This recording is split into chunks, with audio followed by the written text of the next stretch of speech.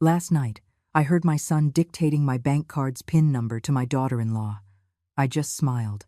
And 50 minutes later, his cell phone exploded with a message that changed everything.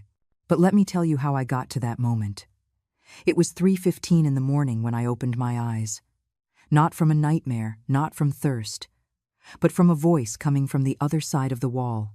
A voice I've known for 38 years, ever since I held him in my arms and promised him he would never want for anything. The voice of Mark. My son. He was speaking in a low voice, almost a whisper, but in the silence of the night, every word reached my room clearly. At first, I thought maybe he was dealing with something urgent, some problem that couldn't wait until morning. But then I heard the tone, that tone people use when they're planning something they don't want anyone else to know. I lay completely still. My heart was beating slowly, very slowly, as if my body knew it had to keep absolutely silent to hear every syllable that left his mouth. And then I heard him with total clarity. "Take everything out, honey. She has over $80,000 saved in there. She's sound asleep. She won't realize it until tomorrow. And by then, we'll have cleaned it out." I closed my eyes slowly. Not from fear, not from surprise. I closed them because something inside me already knew. Maybe not the exact details, maybe not the precise moment, but the essence of what was happening. That feeling a mother gets when her son stops being the child she raised and becomes someone she no longer fully recognizes. I heard Claire's agitated breathing on the other end of the phone. I could picture her perfectly in the house I helped them furnish, sitting on the bed, her eyes shining with excitement at the idea of all that money. Claire was always like that, from the day I met her. Behind that perfect smile and those kind words, there was something calculating, something that measured every gesture, every visit, every fake hug. But a mother doesn't say those things out loud. A mother stays quiet, waits, observes.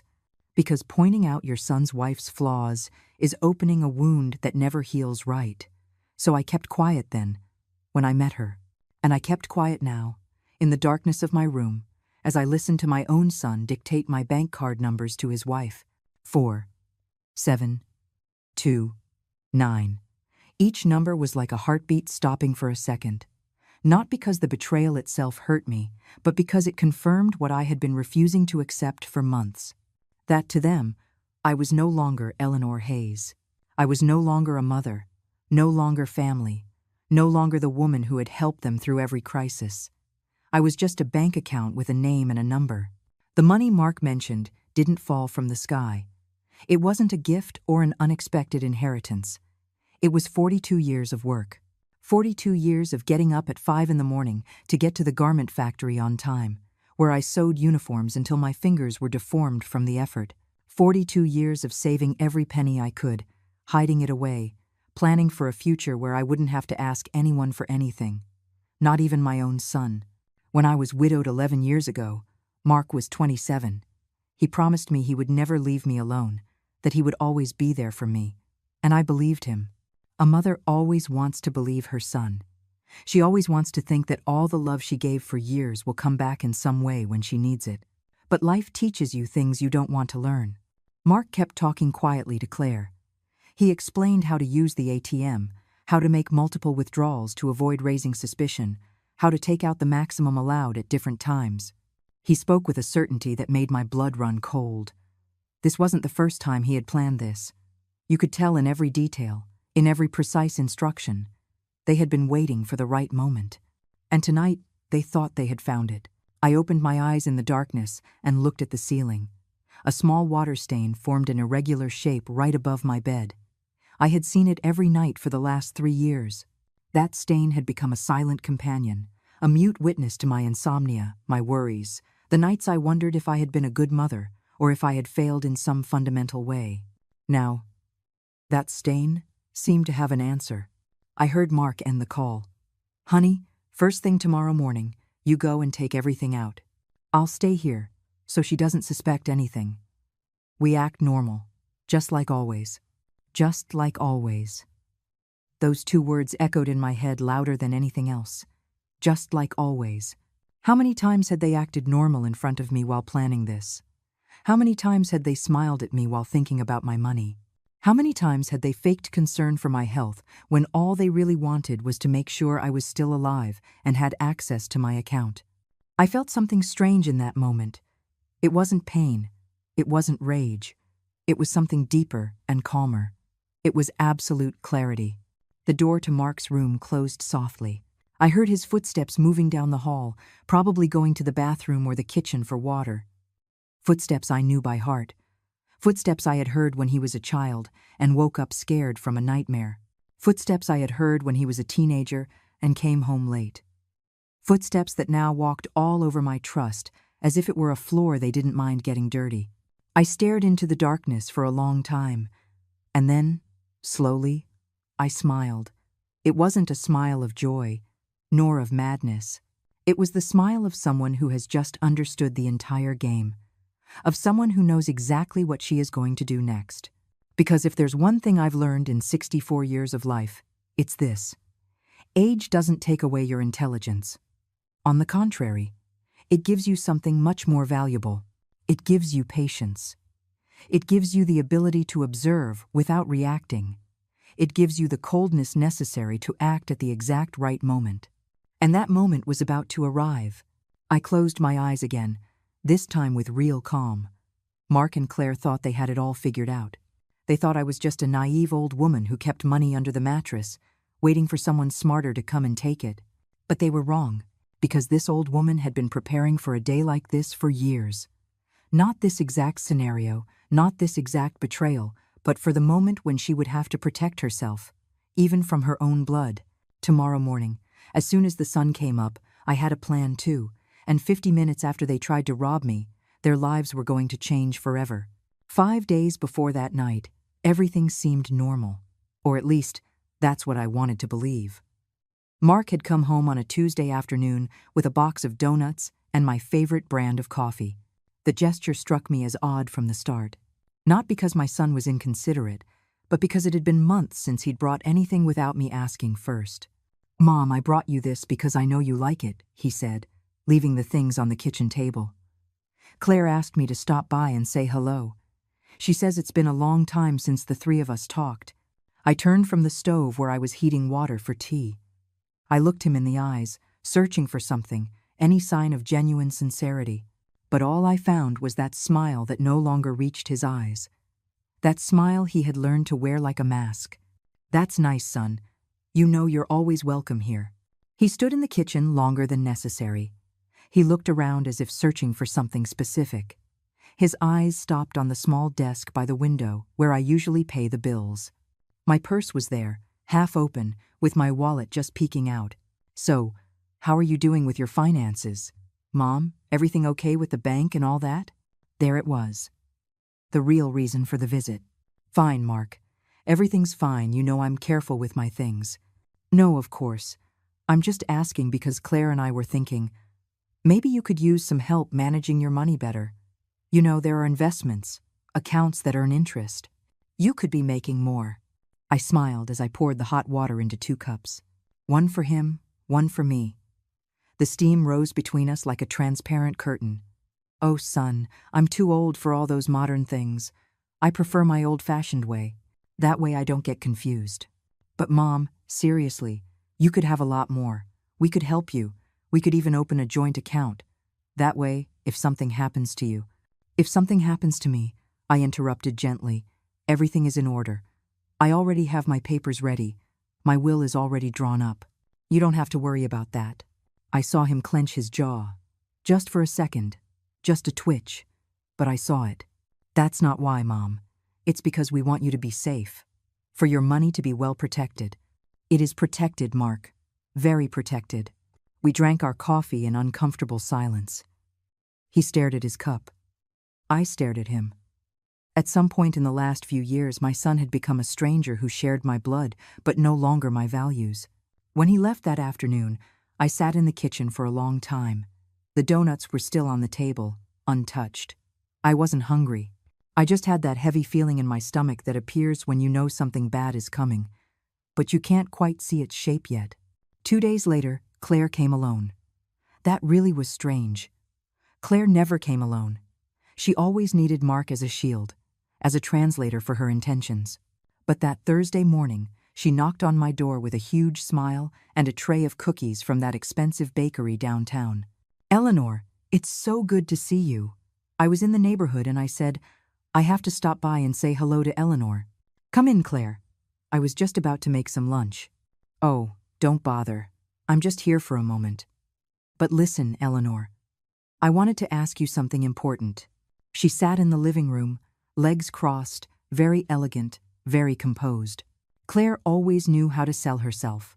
Impeccable clothes, perfect makeup, measured words. Everything about her was a careful presentation. "Mark told me you have your savings very well tucked away." "That's very good, very good. But look, I work in banking, you know, and I know a lot of options that could help you multiply that money. Safe options for people your age." Claire didn't work in any bank. She worked part-time at a clothing boutique, but I didn't say anything. I just nodded and waited for her to continue. "The thing is, with inflation, with everything going up, money that's just sitting there loses value, but if you invest it well, you could live much better. You could even help us out if you ever needed to." There it was again. The same song, different voice. "I appreciate the concern, Claire, but I'm fine just as I am." "But Eleanor, think about it. You're 64 years old now. You have to think about your future, your security. We could take care of everything. You would just have to sign a few papers and that's it. No complications. Sign a few papers." There was the whole trap, served up on a silver platter. "No, thank you. I prefer to keep everything as it is." I saw her smile tighten just slightly. The muscles around her mouth tensed for a fraction of a second before relaxing again. "Well, Eleanor, you know we just want what's best for you. But if you change your mind, we're here." She left with the same smile she arrived with. The cookies remained on my table. I didn't touch those either. I didn't want to eat anything that came from those hands. I didn't sleep well that night. I kept thinking about their words, about how they had coordinated their attacks. First Mark with his fake concern, then Claire with her poisoned offer, both looking for the same thing, access to my money. On Friday, Mark returned, this time with another excuse. "Mom, I need to ask you for a favor. It's temporary, I swear. We're a little tight on bills this month, and we need to borrow about $3,000. I'll pay you back in 2 weeks." My word, $3,000, a specific amount. An amount that proved they already knew how much I had. "Mark, I've already lent you money many times, and you've rarely paid me back in full. This time is different, Mom. This time I'll pay you back. I have a new project, a business opportunity, but I need capital to start." I shook my head slowly. "No, son, not this time." His face changed. The mask cracked completely. "I can't believe you're being so selfish. You have money just sitting there, doing nothing, and you won't help your own son, your own family." Selfish. That word hit me harder than anything else. "Mark, I worked 42 years for that money. It's not selfish to protect what cost me so much to earn. It's survival." "Survival? That's ridiculous. Mom, you're old. What do you need so much money saved for anyway? You can't take it with you." I just stared at him in silence. This man in front of me was no longer my son. I don't know when I lost him, when he went down the wrong path, but the Mark I knew had disappeared a long time ago. "I think it's time for you to leave," I said in a calm voice. He left, slamming the door so hard it rattled the window frames, and I just stood there, in the middle of the living room, finally understanding that the war had already begun, that my own daughter-in-law and my own son had decided that I was the enemy. That night, I checked all my documents, my bank account, my passwords, my savings. Everything was in order, everything was secure, but I knew that wouldn't be enough. I knew Mark and Claire wouldn't stop with a simple no. They wanted that money, and they were willing to do whatever it took to get it. What they didn't know was that I was also willing to do whatever it took to protect it, because that money wasn't just numbers in an account. It was my dignity. It was my independence. It was proof that I was worth something beyond being a mother. It was my entire life converted into figures. And nobody, absolutely nobody, was going to take it from me without a fight. Saturday dawned gray. One of those days where the sky seems to be the same color as your dark thoughts. I got up early. as always, made my coffee, sat by the window, and watched the empty street as the steam rose from my cup. It had been 3 days without seeing Mark or Claire. 3 days of silence after that argument. Part of me wanted to believe they had given up, that they understood I wasn't going to budge. But the other part, the wiser part, knew that silence only meant they were planning something different. And I was right. At 10 in the morning, the doorbell rang. I looked through the peephole before opening. It was Mark, alone, with a grocery bag in his hand and that look of a repentant child he used to put on when he was little and broke something. I opened the door without a word. "Mom, I've come to apologize. I crossed a line the other day. I shouldn't have talked to you like that. I brought stuff to make you lunch, your favorite." I let him in because there was still that maternal part of me that wants to believe in redemption. That foolish part that thinks maybe, just maybe, her son had come to his senses. He started taking things out of the bag. Chicken, vegetables, rice, things I did in fact like. He started cooking without asking permission, moving around my kitchen with a familiarity that no longer felt comfortable. While he cooked, he talked.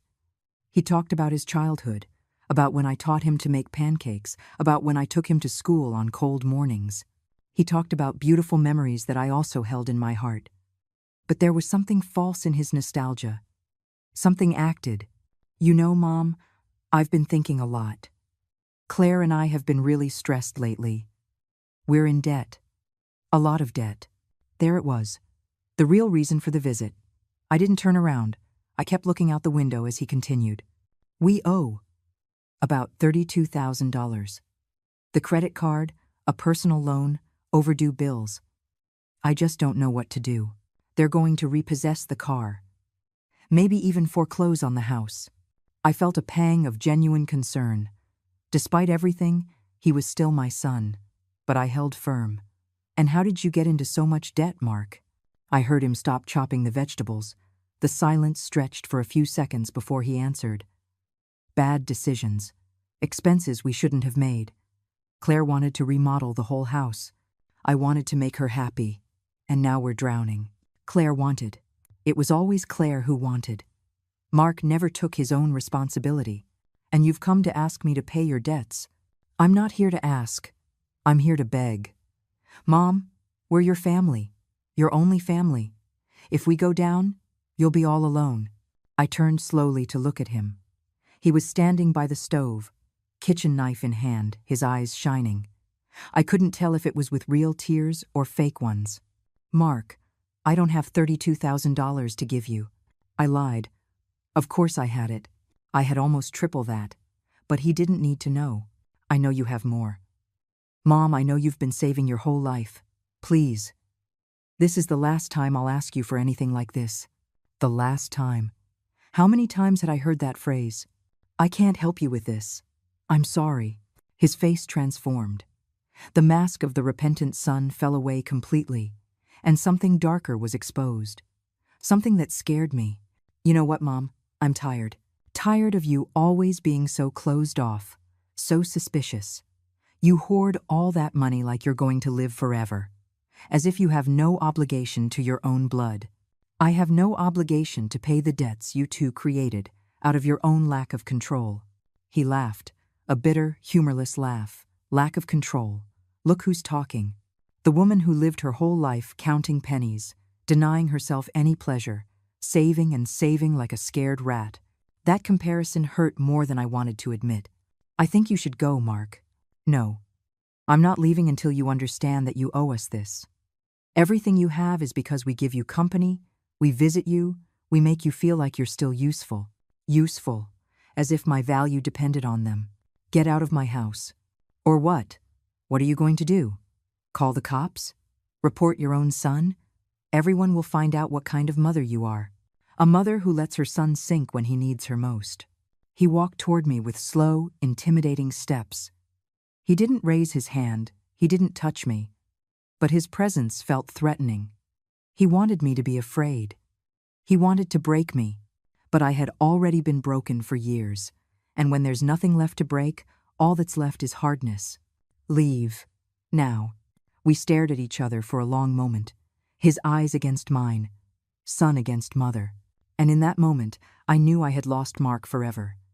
That the boy I raised no longer existed. That in his place was a desperate man, manipulated by his wife, blinded by greed. He left without saying goodbye. The food was left half-cooked on the stove. The smell of the chicken mixed with the bitter taste of disappointment. I sat at the kitchen table and I cried. Not for long. Just enough. I cried for the son I lost, for the family I never really had, for the years I invested, believing that love was enough to hold the bonds of blood together. But the tears dried quickly, because behind the sadness came something stronger, the certainty that I had to protect myself, that I had to act before they did. That night, after dark, I heard noises outside my house, soft footsteps, careful movements. I peeked through the window with the lights off and saw a figure by my mailbox. It was Claire. She was going through my mail, looking for my bank statements. I didn't go out to confront her. I just watched as she checked every envelope, how she took photos with her phone of the ones with the bank's logo, how she put everything back, trying to make it look untouched. When she left, I went out and collected all the mail. Sure enough, there was a bank statement. I opened it with trembling hands. There it was, my full balance, $83,400, the result of 42 years of sacrifice.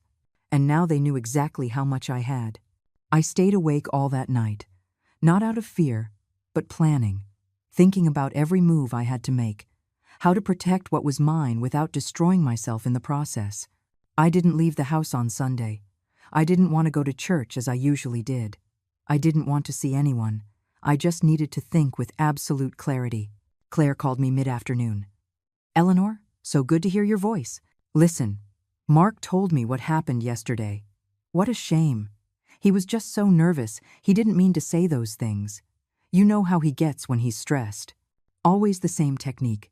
Claire cleaning up Mark's messes. Claire using the soft voice after the aggression. Claire, I don't want to talk about this right now. No, Eleanor, listen to me. We really need your help, and you have the means to help us. I know you have over $80,000 saved. That's a lot of money for one person. With just half of that, you would save us." My blood ran cold. She said it so naturally, with such certainty, confirming that they had, in fact, been investigating my finances. "How do you know how much I have?" "Because we love you, Eleanor. Because we worry about you and your security. That money should be in a safer place, with us. You are not going to touch my money, Claire." "Oh, Eleanor, don't be like that. Think about your son. Think about your family. You wouldn't want to see us out on the street, would you? If you end up on the street, it will be because of your own decisions, not mine." I hung up the phone before she could answer. My hands were shaking, not from fear, but from rage I had held in for too long. That night, as I tried to sleep, I heard Mark again. He was talking on the phone with Claire, and this time, he wasn't hiding his true intention. "Honey, there's no other choice. We have to do it as we planned. She's never going to give us that money willingly." On Monday, I woke up with a mental clarity I hadn't had in weeks. I had barely slept after hearing that last conversation, but my mind was more awake than ever. By 7 in the morning, I was already dressed. I put on my best clothes, the ones I saved for important occasions. I brushed my hair carefully and even put on a little lipstick. I wanted to look like what I was, a capable, lucid woman in full control of her faculties. At 8 o'clock sharp, I left the house. Mark was still asleep in the guest room. I didn't say anything to him. I just took my purse and gently closed the door. The morning was cool. I walked the 4 blocks to the bus stop, feeling how each step gave me more strength. I was not going to be a victim. I was not going to wait for them to strip me of what had cost me a lifetime to build. The bus arrived on time. I sat by the window and watched the city wake up. People going to work, children on their way to school, vendors opening their shops, a normal life for all of them. While I was heading to the bank to protect my future from my own blood, the bank branch was downtown. It was an old but well-maintained building with that characteristic smell of paper and air conditioning. I arrived just as they were opening the doors. "Good morning, ma'am. How can we help you?" The receptionist was young, maybe Mark's age. She smiled at me with that professional kindness they teach in training. I need to talk to someone about my account. It's urgent. They showed me into a small office. The account manager was a man in his 40s, with glasses and an impeccable tie. He introduced himself as Mr. David Chen. Mrs. Hayes, what a pleasure to have you here. Your account has been with us for many years. How can we help you? I sat across from him and placed my hands on my purse. I took a deep breath before speaking. I need to change my PIN, and I need to activate every possible security alert on my account. Mr. Chen nodded while typing something into his computer. Of course, I can do that right now. Is there any particular reason you need these changes? I hesitated for a second, but then I decided that the truth, however painful, was necessary. My family is trying to access my money without my consent. I saw his expression change. It was no longer just professional kindness. Now there was genuine understanding. He had probably seen similar cases before. I understand completely, Mrs. Hayes. Unfortunately, this is more common than people think. We are going to secure your account immediately. We spent the next hour setting everything up. I changed my 4-digit PIN. The new one was my mother's birthday, someone Mark never knew, a date he could never guess. 3108. We activated text alerts for any transaction over $100. We set it up so that any withdrawal over $500 would require my physical presence at the bank with identification. And there's one more thing, Mr. Chen. I need to open a second account. A second account? For what? I want to transfer almost all my money to that new account. In the current account, I'll leave only $5,000. The manager looked at me over his glasses. He immediately understood what I was doing. I see. That's an intelligent strategy. If someone checks your main account, they'll see a lower balance. The rest will be protected in an account that nobody else knows about. Exactly. We opened the second account in 20 minutes. This one had no debit card, just a passbook that would be mailed to a different address. I gave him the address of my friend Margaret, who lived on the other side of town. I had called her early that morning to ask for the favor, and she agreed without asking questions. We transferred $78,000 to the new account. In the account that Mark and Claire knew about, only $5,400 remained. One more thing, Mr. Chen. If anyone calls asking about my account, or if anyone tries to make transactions, I need you to notify me immediately. Of course. I'm going to put an alert note in your file. No one will be able to access information about your accounts without your express authorization. I left the bank feeling like I had won the first battle. The sun was already high in the sky and it was warm. I stopped at a nearby diner and ordered a coffee and a pastry. I sat by the window and watched people pass by as I ate slowly, savoring every bite. For the first time in days, I felt something close to peace. But I knew this was just the beginning. Mark and Claire wouldn't be stopped by a simple refusal. And when they discovered I had moved my money, they would become more desperate. I had to be prepared for what was coming. I got home after 11 in the morning. Mark was in the living room, watching television as if nothing had happened between us, as if he hadn't screamed at me the day before, as if he hadn't threatened to destroy my reputation. Where were you, Mom? I went out to run some errands. What errands? I looked at him steadily. His interrogating tone didn't scare me anymore. My errands, Mark. Things that don't concern you. I saw him clench his jaw. He wanted to press further. But something in my attitude stopped him. Claire is coming over this afternoon. She wants to talk to you. I have nothing to talk to Claire about. Mom, please, don't be like that. She just wants to help. Help. That word had lost all its meaning. Mark, listen to me closely, because I'm only going to say this once. My money is mine. I earned it. I saved it. And nobody, absolutely nobody, is going to tell me what to do with it. He stood up from the sofa abruptly. You're unbelievable, Mom. Truly. You have your son sinking, and you won't lift a finger to help him. You are sinking because of your own decisions. It's not my responsibility to save you every time you make bad choices. He stormed out of the house, slamming the door again. This time, it didn't affect me. I had gotten used to his dramatic reactions. I sat in my favorite armchair and took a deep breath. I took out my cell phone, That device Mark had given me last year that I barely knew how to use. I checked my messages. There was one from the bank confirming the PIN change and the activation of alerts. Everything was in order. That afternoon, as Mark had warned, Claire arrived, but she didn't come alone. She brought her mother, a woman I barely knew but who had a reputation for being nosy and manipulative. "Eleanor, so good to see you. I'd like you to meet my mom, Sharon." Sharon looked me up and down, with that expression people have when they've already judged you before they even know you. "So, you're the famous Eleanor. My daughter has told me a lot about you." "I hope good things," I replied without much interest. They sat down without being invited. Claire on the sofa, her mother in the armchair that had belonged to my late husband. Seeing that stranger sitting there irritated me more than I expected. "Look, Eleanor, I'm going to be frank with you. My daughter and her husband are in a very difficult situation, and you have the means to help them, but you refuse. That's not right. Family helps family. With all due respect, Sharon, you don't know my situation or my history. You have no right to judge my decisions. I have every right.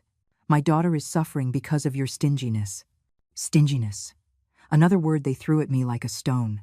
"Your daughter and my son got into debt all by themselves. I didn't sign for their credit cards. I didn't ask for their loans. Their problems are a consequence of their actions." Sharon stood up, indignant. "What kind of mother are you? What kind of person lets her son sink when she has the ability to save him? A person who learned that saving someone over and over only teaches them that there will never be consequences for their mistakes." The silence that followed was thick. Claire stared at the floor. Her mother stared at me with pure hatred, and I looked at them both with the calm of someone who has already made her decision and will not change it. "I think it's time for you to leave. This isn't over, Eleanor. My daughter deserves that money. Mark deserves that money. And one way or another, they are going to get it." It was a clear threat, direct, undisguised. I walked them to the door and locked it behind them. I leaned against the wooden door and closed my eyes. "One way or another," she had said. Now I knew they would definitely try something. That the plan I had overheard the other night wasn't just empty words. It was a promise of action. But I was ready.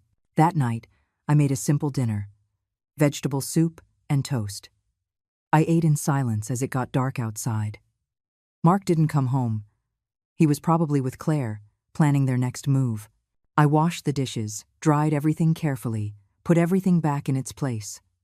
Then I went to my room and checked my phone one more time. The bank had sent another message. "Dear customer, your new passbook will be mailed within the next 5 business days." 5 days. I had to hold out for 5 more days until I had physical access to my other account.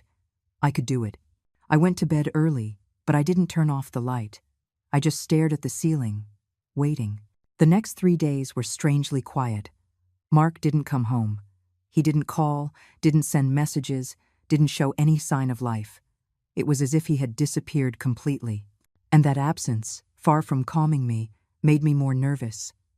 Mark's silence was worse than his shouting. On Tuesday, I went to the grocery store as I always did. I bought what I needed for the week: fresh vegetables, fruit, a little meat. The routine helped me stay calm. While I was picking out tomatoes, I saw a neighbor who waved at me from a distance. Linda, a woman my age who lived 3 houses down. "Eleanor, so good to see you.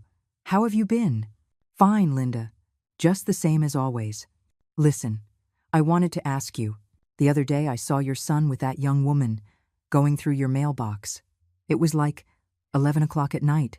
Seemed odd for that time of night." My blood ran cold, but I kept my composure. "Oh yes, they were looking for an important letter. You know how young people are. They leave everything until the last minute." Linda nodded, but I saw in her eyes that she didn't quite believe me.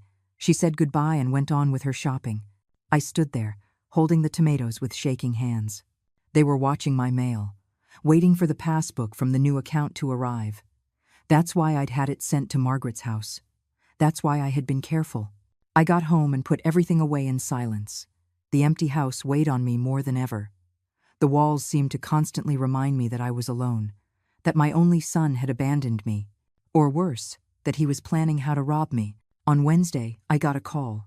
It was a voice I didn't recognize. "Mrs. Hayes, this is the law firm of Wallace and Keene. Your son, Mark, hired us to speak with you about a family matter." A lawyer. Now they were using lawyers. "I have nothing to talk about with any law firm. My son has no right to involve lawyers in my personal affairs. Ma'am, we understand your position, but your son alleges that you are not in a condition to manage your finances properly. He is requesting an evaluation of your mental competency." My breath caught in my throat. A mental competency evaluation. They wanted to declare me incompetent to take control of my money. I am 64 years old, and I am perfectly sound of mind. This is an abuse. It's not an abuse, ma'am. It's a legitimate concern from a son for his mother. If you refuse the evaluation, he can request it through the courts. Let him do whatever he wants. I am not going to submit to any evaluation because I am perfectly healthy. I hung up the phone, my hands trembling with rage. This was a new tactic. If they couldn't convince me, if they couldn't rob me directly, they would try to declare me incompetent. They would try to take away my autonomy, my dignity, my right to decide about my own life. I immediately called Margaret. "Margaret, I need your help. I need the name of a good lawyer." "Eleanor, what's wrong? Are you okay?" I told her everything, every detail. The threats, the manipulation attempts, the call from the law firm. Margaret listened in silence, and when I finished, she sighed deeply. "Oh, my friend, how horrible. How can a son do this to his own mother?" "I don't know, Margaret. I don't recognize Mark anymore. It's like he's become someone else. Look, my nephew is a lawyer. He specializes in family law. Let me talk to him. He'll help you." That afternoon, Margaret's nephew called me. His name was Michael Torres, and he had a calm voice that inspired confidence. "Mrs. Hayes, my aunt told me about your situation. I want you to know that what your son is trying to do is very difficult to achieve. To declare someone incompetent, you need solid medical proof. Psychiatric evaluations, neurological exams. They can't do it just because he says so. But they can try, right? They can try, and the process can be long and painful. That's why I recommend you get ahead of it. Go to your doctor. Ask for full evaluations that prove you are perfectly fine. That way, you'll have documents to back up your competency. I'll do it tomorrow." And Mrs. Hayes, there's something else you should consider. If your son continues with these actions, you could request a restraining order. Protect yourself legally. A restraining order. Against my own son. I never thought it would come to this. Let me think about it, Mr. Torres. Of course. In the meantime, document everything. Every call, every threat, every attempt to access your information. Everything can be useful if this goes to court. I hung up, feeling overwhelmed. My life had become a legal battle against my own family, against the person who had grown in my womb, who had been my reason for living for so many years. On Thursday, I went to the doctor. Dr. Evelyn Reed had known me for 15 years. She had treated me through every illness, every ache, every health concern. "Eleanor, it's good to see you. What brings you in today?" "Doctor, I need you to do a full evaluation on me. Memory tests, cognitive tests, everything you can to prove that I am in full command of my mental faculties." She looked at me with concern. "Has something happened?" I told her a summarized version of the situation. I saw her expression change from concern to indignation. "It's unbelievable what they're doing." "Of course I'll help you. We'll run every necessary test." I spent the next 2 hours in tests. Short-term and long-term memory, temporal and spatial orientation, reasoning ability, a full cognitive evaluation. I answered every question. I completed every exercise. I proved that my mind was as clear as ever. "Mrs. Hayes, your results are excellent. You are in perfect mental condition. In fact, you have a better memory than many people 40 years old. I am going to prepare a detailed medical report that you can use for whatever you need." "Thank you, doctor. You don't know how much this means to me." I left the office with the report in my purse and a strange feeling in my chest. Relief at having medical confirmation of my health, but also a deep sadness that I needed that paper to defend myself from my own son. That night, finally, Mark returned home. He arrived around 8 o'clock. He came in without a greeting, went straight to his room, and closed the door. He didn't come out for dinner. He didn't say a word. He just locked himself in like a resentful teenager. I stayed in the living room, pretending to watch TV, but really, I was listening. Listening for any sound coming from his room, any sign of what he was planning. Past midnight, I heard his voice. He was on the phone again. This time I couldn't make out the full words, but I caught fragments. Almost ready. Just need the exact moment. When the confirmation from the bank arrives, my heart started to beat faster. They were waiting for something from the bank, something to confirm information about my accounts. Tomorrow night. Yes, tomorrow is perfect. She won't suspect a thing. Tomorrow night. Friday. There was only one day left until whatever they were planning. I got up silently and went to my room. I locked the door, something I had never done before. I sat on the bed and took out my phone. I checked the messages from the bank. Nothing new, just the security confirmations I already knew. But they were waiting for something, some information, some document. And then I understood. They were waiting for my monthly statement, the one that always arrived the first few days of the month. The one that would show all my transactions, including the transfer I had made to the new account. If they saw that statement, they would know I moved the money. They would know I had discovered them. And then, who knows what they would do. I made a quick decision. The next day, I would go to the bank again. I would ask them to stop all paper statements, to make everything digital, to a new email address I would open just for that. An email they would never know. They couldn't know. Not yet. Not until I was completely protected. I lay down but didn't sleep. I just stared at the locked door of my room, listening to every sound in the house. Mark's footsteps when he went to the bathroom, the creaking of the floorboards, the sound of the wind against the windows. Everything seemed threatening now. My own home had become a silent battlefield, and Friday would be the decisive day. The day they planned to do something, the day I would have to be more alert than ever. I closed my eyes just for a moment, just to rest them. But my mind kept working, planning, preparing, because I knew what was coming wouldn't be easy, that Mark and Claire were desperate, and desperation makes people make extreme decisions. I had to be ready for anything, for my money, for my dignity, for my life. Friday dawned with a heavy feeling in the air, as if even the weather knew something important was about to happen. I got up before Mark. I made strong coffee and sat by the window as I did every morning. But this time, I wasn't enjoying the quiet. I was watching, observing every movement on the street, every car that passed, every person who walked by my house. At 7 in the morning I left. I left a note for Mark saying I had gone to the grocery store, but in reality, I went straight to the bank. I needed to make the final changes before it was too late. Mr. David Chen greeted me with the same kindness as always. Mrs. Hayes, what a surprise to see you again so soon.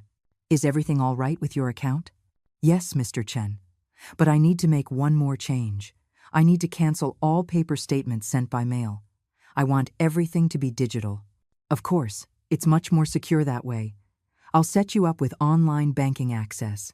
We spent the next hour configuring everything. He taught me how to log into the system, how to check my transactions, how to change passwords. It was complicated for me, who barely knew how to use my phone, but I paid full attention. I took notes in a small notebook that I tucked deep into my purse. One more thing, Mrs. Hayes.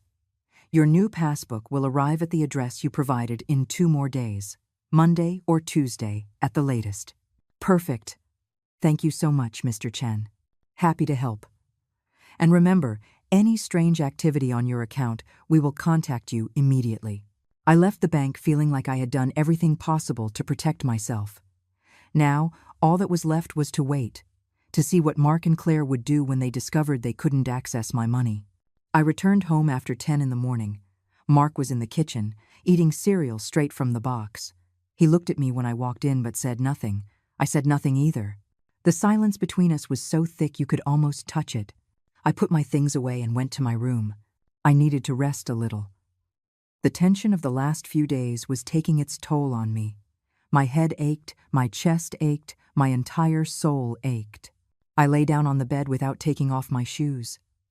I closed my eyes just for a moment, and I fell asleep. When I woke up, it was already dark. I looked at the clock on my nightstand. 10:30. I had slept for almost 12 hours. I sat up, confused, disoriented. I couldn't remember the last time I had slept so much. The house was silent, too silent. I got up and opened my bedroom door carefully. The living room was dark, the kitchen too, but there was a light on, shining from under Mark's door. And then I heard it. That voice I already knew, that voice I had learned to fear. Mark was on the phone with Claire, and this time, he wasn't whispering. This time, he was speaking clearly because he thought I was still asleep. "Honey, listen to me." The bank statement didn't arrive. I checked the mailbox 3 times today and nothing. Something's going on. Claire's voice was muffled on the other end, but I could make out her urgent tone. "No, I don't think it's just the mail being late. I think she knows. I think she did something to protect her information." Silence, as Claire spoke. "I know we need that money, honey. I know they're going to foreclose on the house. But if she changed everything, we won't be able to do anything." More silence. I heard Mark pacing back and forth in his room. His footsteps sounded anxious, desperate. Wait. I have an idea. She still has her debit card, right? The physical card is in her wallet. If we get that card and the PIN, my heart started to beat faster. I knew what was coming next. Yes, I know. She already changed the PIN. But we can try the obvious numbers. Her birthday, my dad's date of death. It can't be anything too complicated. She's an old woman, as if my age made me stupid. Claire must have suggested something, because Mark was quiet for a moment before answering. "Tonight. Yes, she's fast asleep. She won't wake up. I'll go find her wallet, get the card, copy the numbers, and put it back. First thing tomorrow morning, you go to the ATM and we try codes until it works." I stood paralyzed on the other side of the door. They were planning to rob me this very night. While I slept in my own house, my own son was going to sneak into my room like a thief.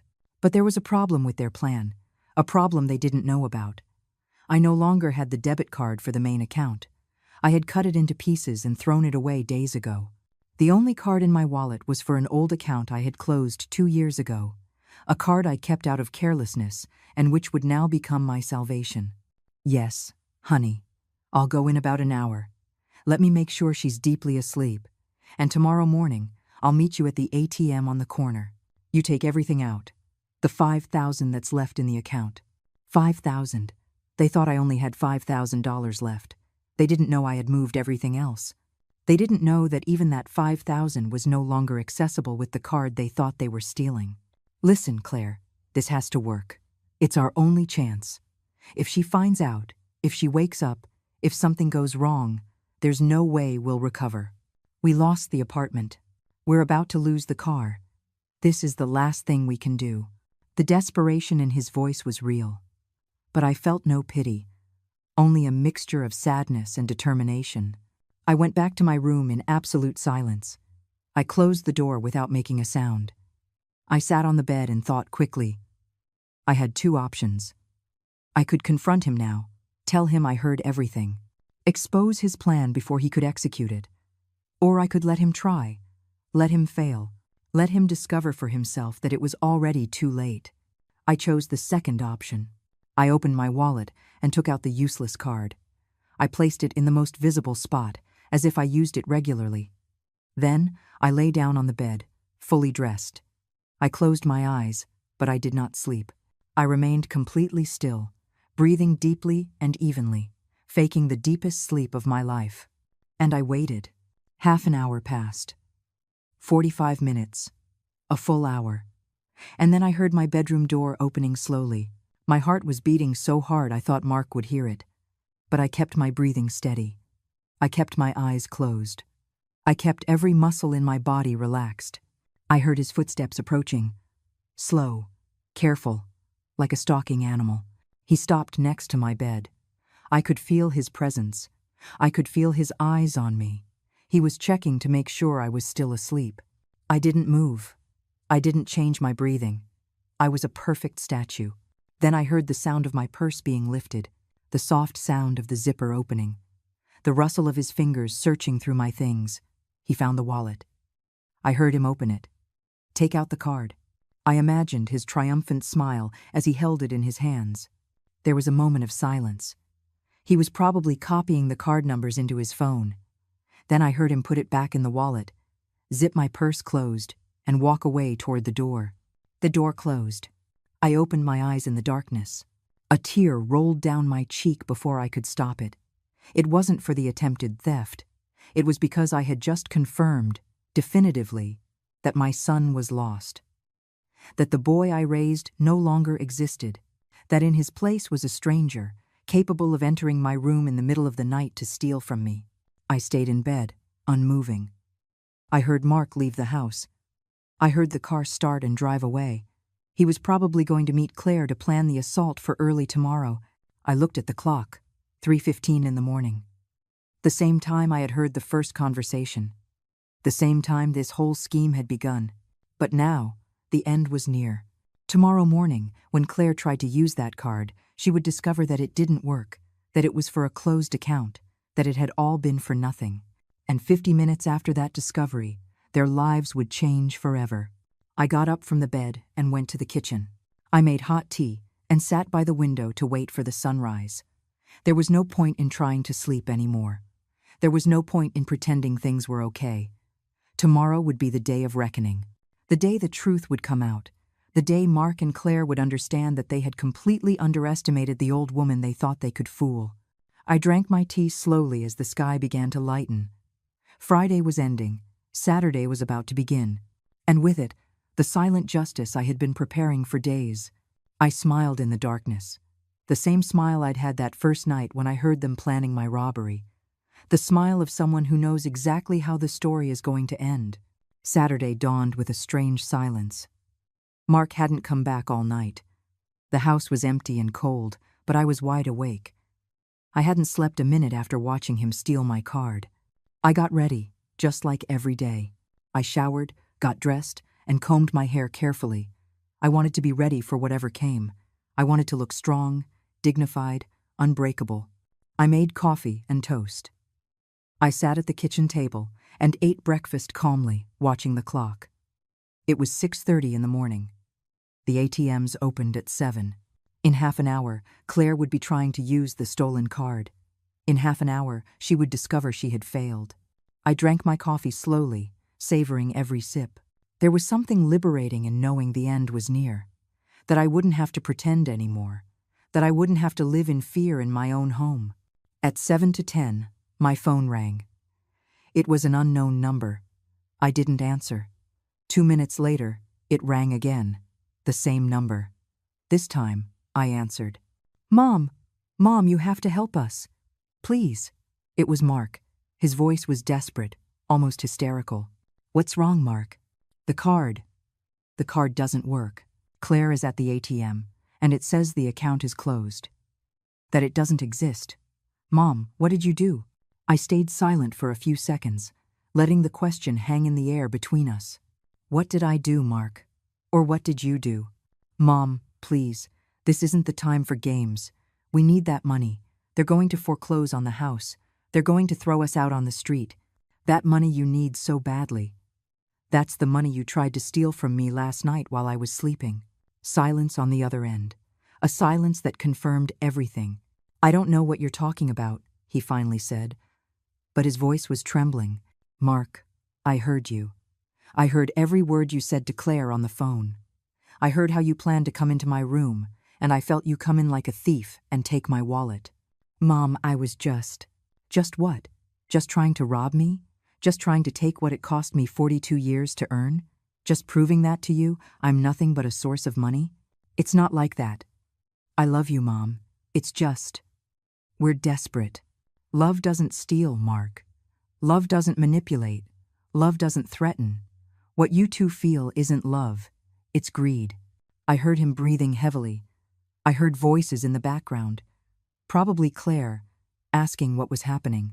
"What did you do with the money, Mom? Where is it?" "It's in a place where you two can never touch it. A place that's safe, away from your hands." You can't do this to us. We're your family. You stopped being my family the day you decided to see me as a walking bank. Mom, please, I'm begging you, just lend us something, anything. 10,000, 5,000, something. No, Mark. I'm not giving you anything. Not 1 cent. It's over. Then you're selfish. A selfish old woman who would rather see her son on the street than help him. I'd rather teach you that actions have consequences. That you can't live your whole life expecting other people to solve your problems. I hung up the phone before he could answer. My hands were shaking, but not from fear, from contained rage, from deep sadness, from liberation too. The phone rang again. I didn't answer. It rang 5 more times. I didn't answer. Finally, it stopped ringing. I sat in the kitchen, staring at my empty coffee cup. I had imagined this moment many times over the last few days. I thought I would feel victorious, but I didn't feel victory. I just felt a huge emptiness in my chest. Half an hour passed, 45 minutes, a full hour, and then I heard the front door burst open violently. Mark stormed in like a hurricane. His face was red with fury. His eyes were bloodshot. Behind him was Claire, looking just as undone. "Where is the money?" he screamed. "Where did you put it?" I stood up slowly from my chair. I looked at them with absolute calm. "I already told you. In a place where you will never find it." Mark walked toward me with threatening steps. He stopped inches from my face. "Are you going to tell us right now? What bank? What account? What did you do?" "I'm not telling you anything. You can scream all you want. You can threaten me. You can do whatever you want. You are not going to touch my money." Claire stepped forward, tears streaming down her face, but they were tears of rage, not sadness. "Eleanor, please understand. If we don't get money today, we lose everything. Everything. They're going to sue us. They're going to garnish our wages. They're going to destroy our credit forever. You should have thought of that before you spent what you didn't have. Before you lived beyond your means. Before you planned to steal from an old woman." "We didn't steal anything," Mark shouted. "We were just going to take what's ours. That money should be for the family. That money is mine. I earned it. And you have no right to any of it." Mark took a step back. I saw him take a deep breath, trying to control himself. But he was losing control completely. "You know what, Mom? I've put up with you my whole life. My whole life I've tolerated your ways. Your stinginess, the way you count every penny, your obsession with money. And now that I finally ask you, that I beg you, you turn your back on me." "I never turned my back on you, Mark. I was the one who worked double shifts to pay for your school. I was the one who sold my jewelry to give you the down payment on your first car. I was the one who lent you money time and time and time again without you ever paying me back. Don't talk to me about turning my back. Then give me this one last chance, this one last bit of help, and I swear, I will never ask you for anything again. You've told me that exact same thing 5 times, and there's always a next time. There's always another crisis. There's always another emergency. Not anymore, Mark. It's over." I saw something break in his gaze, as if he finally understood that he wasn't going to get what he wanted, that he had lost this battle. "Fine," he said, his voice cold. "Fine, if that's how you want it. But when you're old and sick, when you need someone to take care of you, when you're alone and scared, don't expect me to be there." His words were pure poison, designed to wound me where it hurt the most. I would rather be alone and with my dignity than accompanied and robbed. Claire let out a scream of frustration. "This is unbelievable. Unbelievable. She has over $80,000 saved and she won't share any of it. Nothing. What kind of person does that? A person who learned that money can't buy real love, and that if I have to buy your affection, then it isn't worth anything." Mark grabbed Claire by the arm. "Let's go. It's not worth it. This woman is dead inside. All she cares about is her money." They walked to the door. But before leaving, Mark turned around one last time. "This isn't over, Mom. We're going to get lawyers. We're going to prove that you're not in your right mind, that you can't manage your money. And when a judge declares you incompetent, that money will be ours anyway." "Try it," I told him, my voice calm. I've already been to my doctor. I already have full evaluations that prove I am perfectly healthy. I've already spoken to a lawyer. I've already documented every threat, every attempt at manipulation. You try it, and you will lose. Mark opened his mouth to answer, but no words came out.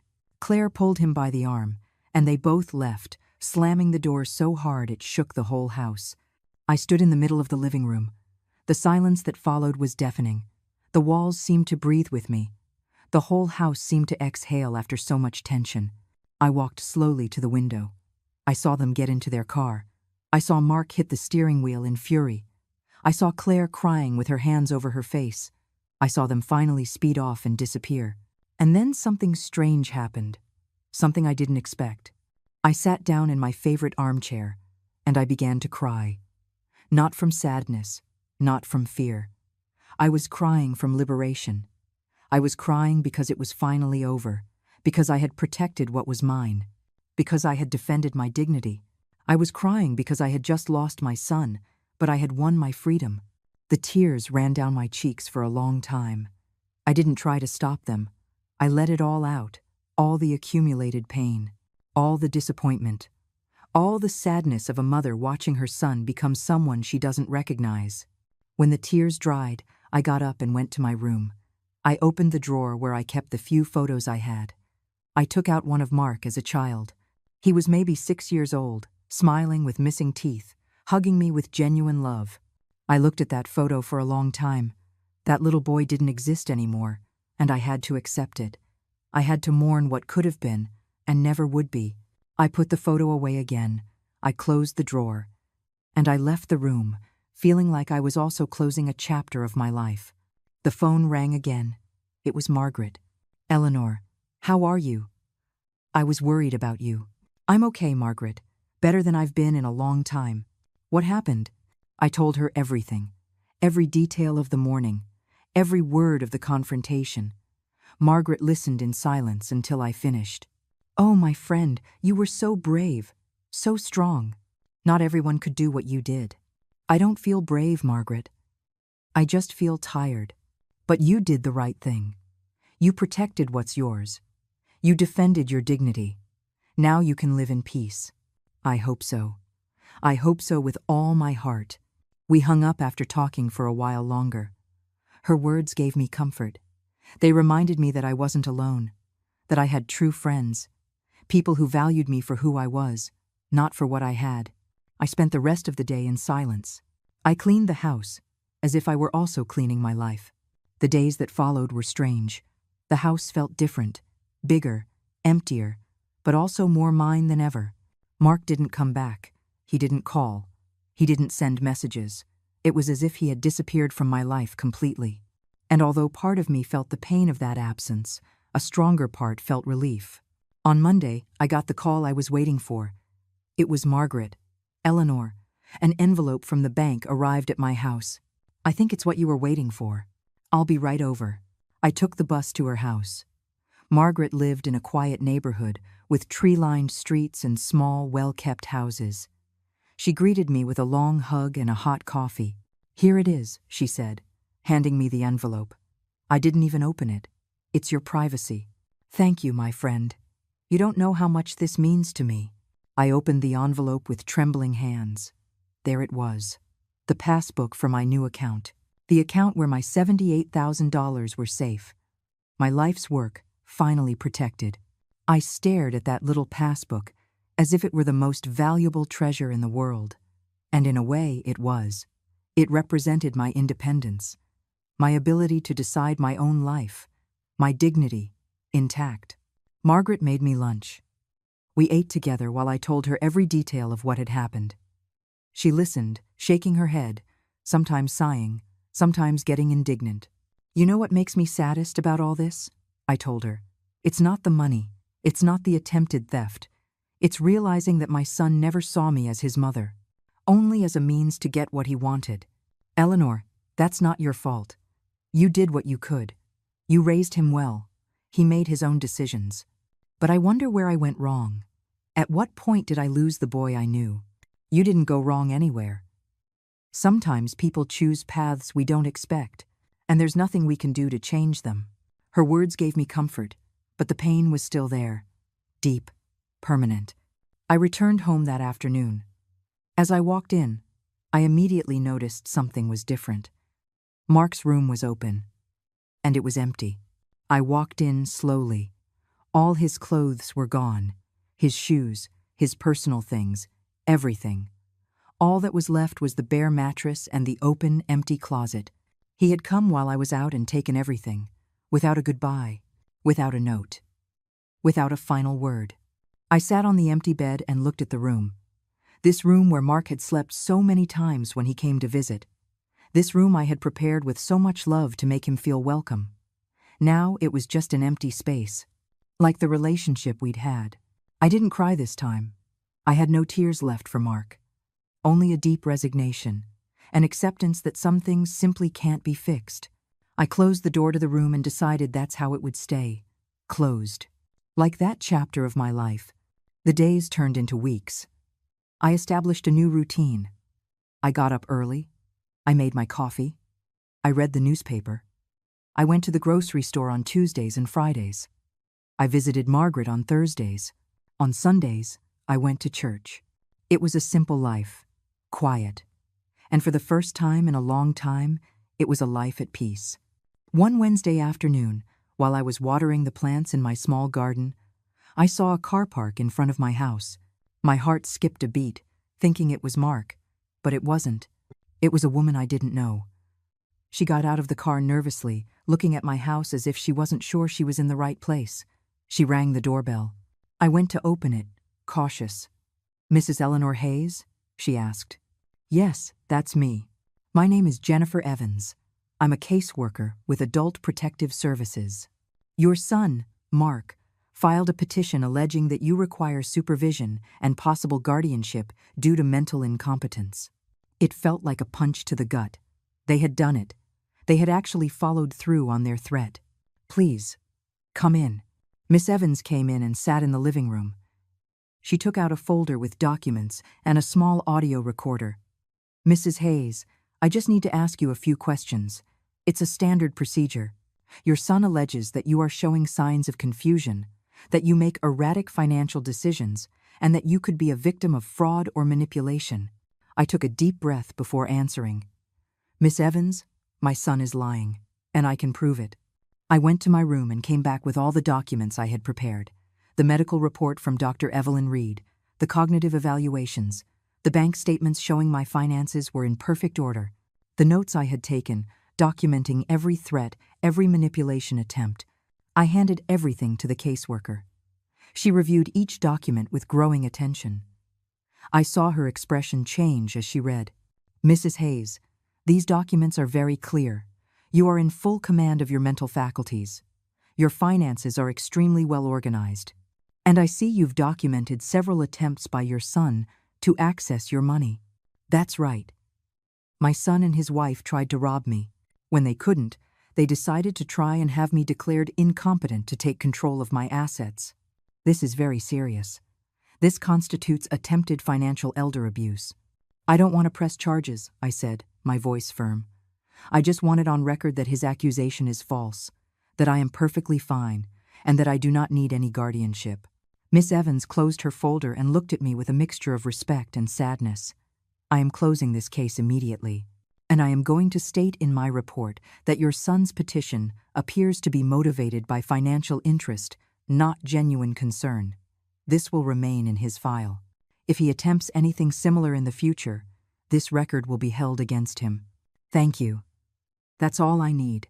Mrs. Hayes, if I may say something personal, I see many cases like yours.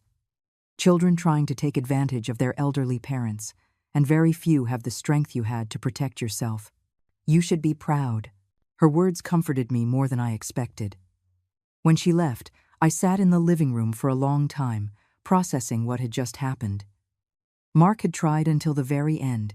He had used every weapon he had, but he had failed.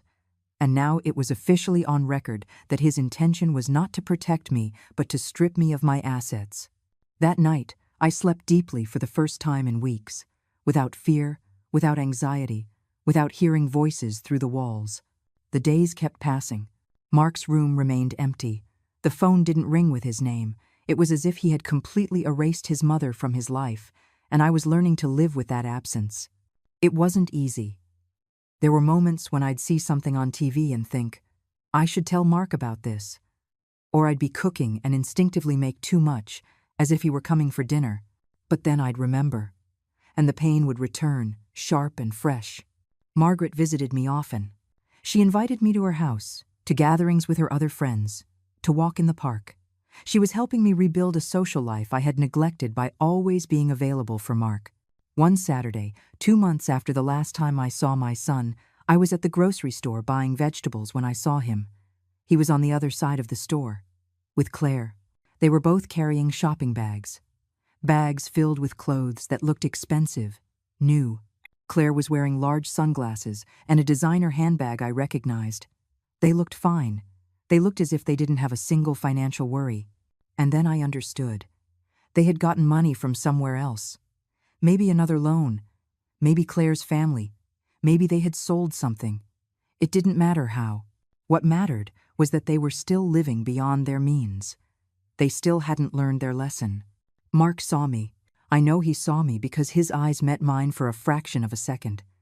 But he immediately looked away, as if I were a stranger, as if we had never met. And I did the same. I looked away. I continued buying my vegetables. I went on with my life. I didn't feel anger. I didn't feel pain. I just felt a confirmation that I had made the right decision. That protecting my money hadn't been selfish.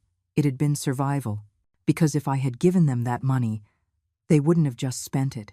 They would have come back for more, again and again, until they had left me with nothing.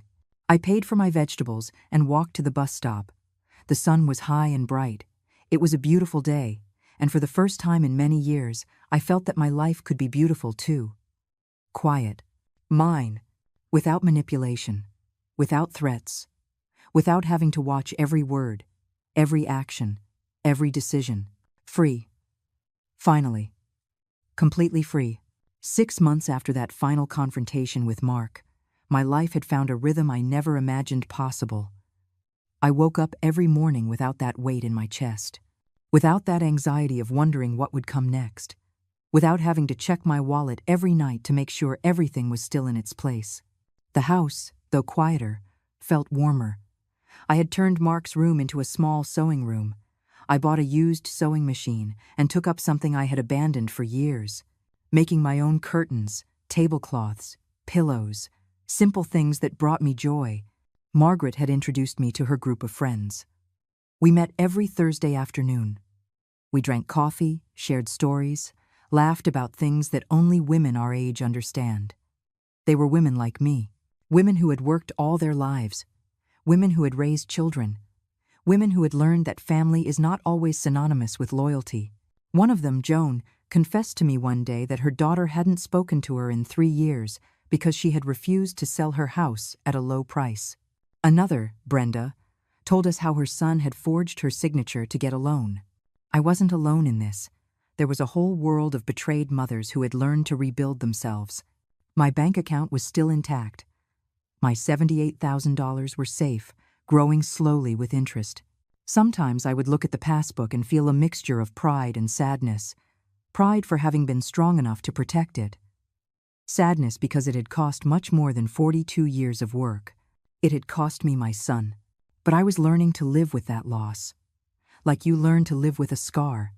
It never disappears completely, but over time it hurts less.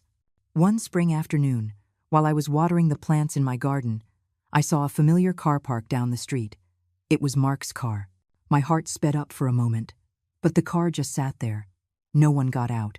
I kept watering my plants, pretending I hadn't seen it. After a few minutes, the car started and drove away. I don't know what he was looking for. Maybe the courage to knock on my door. Maybe he just wanted to see if I was still alive. Maybe he hoped to see me weak, regretful, needing him.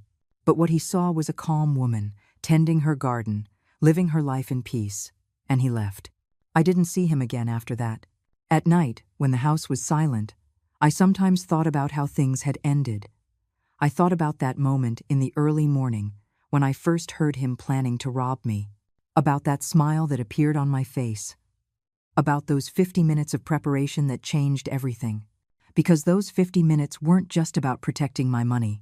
They were about reclaiming my dignity, about reminding myself that I still had value, that my life wasn't over just because I was older, that I could still make decisions, that I could still defend myself. Dr. Reed had told me at my last visit that I was healthier than I had been a year ago, that the stress I had been living under was gone from my body, that it showed in my blood pressure, in my posture, in my eyes. "You have a better glow, Eleanor. You look at peace." And she was right. I was at peace. One morning, I received a letter. It had no return address. I opened it curiously and found 3 $1 bills. Nothing else. No note, no explanation. But I understood the message. It was from Mark.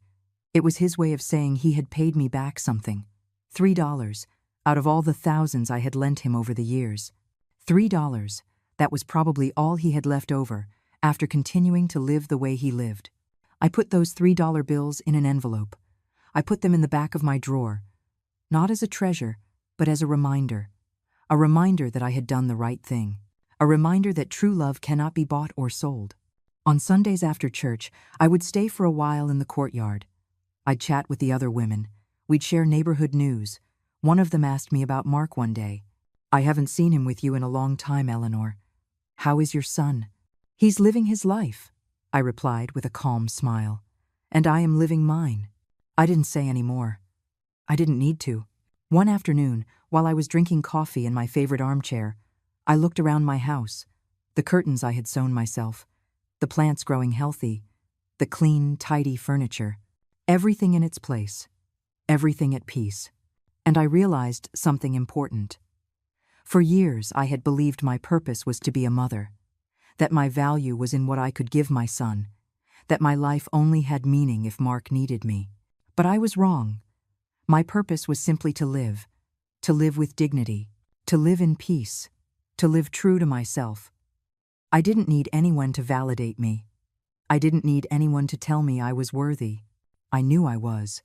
I had proven it by defending myself, by protecting what was mine, by choosing my well-being over guilt. The sun was setting when I closed my eyes and took a deep breath. The air smelled like jasmine from the garden. I could hear the birds saying goodnight to the day, and I smiled, the same smile from that night. The smile of someone who knows she made the right decision. The smile of someone who chose to live free, instead of living chained by false obligations. 3 coins were left in that old account that Mark tried to empty. 3 coins that meant nothing to him, but meant everything to me. Because it wasn't about the money. It never was. It was about respect, about dignity, about not allowing anyone, not even your own blood, to strip you of what it took you a lifetime to build. I opened my eyes and watched the sky turn orange. It was a beautiful sunset, like many I had seen in my life. But this one felt different. It felt like the beginning of something new. I got up, went to the kitchen, and made a simple dinner. Hot soup and fresh bread. I ate slowly, savoring every bite, grateful for every moment of peace. Afterward, I washed the dishes, dried everything carefully, and put each thing in its place, my usual routine. But now, every action had a different meaning. It was an act of self-love, a reminder that taking care of myself wasn't selfish, it was survival. I went to sleep early that night. I got into my clean bed, with sheets that smelled like lavender. I closed my eyes without fear, without anxiety, without hearing voices through the walls planning to rob me. Only silence. The blessed silence of peace, reclaimed. And as I fell asleep, I thought of all the women like me, all the mothers, grandmothers, aunts who had been manipulated, threatened, and stripped of their assets by their own family, all those who had to choose between their well-being and guilt. And I wished that all of them would find the strength I found, that they would all realize that protecting yourself is not a betrayal, that saying no is an act of self-love, that real family doesn't steal, it doesn't manipulate, it doesn't threaten. Real family respects, cares, loves unconditionally. And if your blood doesn't do that, then you have every right to walk away, to protect yourself, to live in peace. Because at the end of the day, when you close your eyes at night, the only thing that matters is being able to sleep with a clear conscience.